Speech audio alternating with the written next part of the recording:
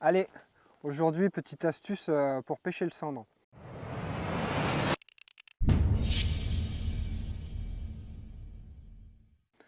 Là, on arrive à la belle saison, donc on va être confronté régulièrement à des journées bien ensoleillées.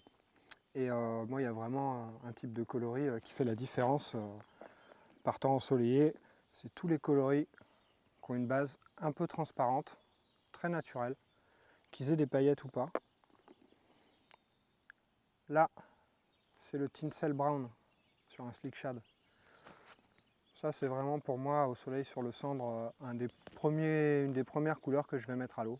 Et bien souvent, à la fin de la session, il est toujours au bout de la canne. Et en plein soleil, là, surtout au printemps, début d'été, là, il y a du fourrage partout. Les cendres, ils mordent vraiment bien. Et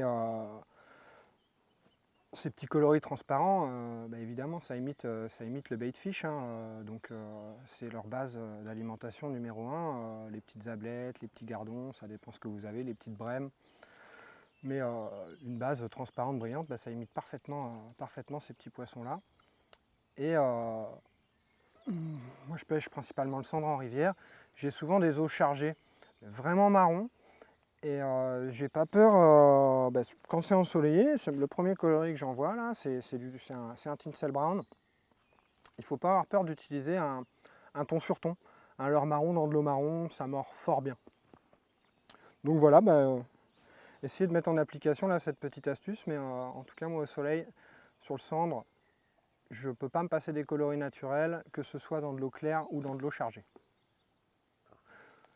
Que ce soit de toute façon pour du linéaire ou de la verticale.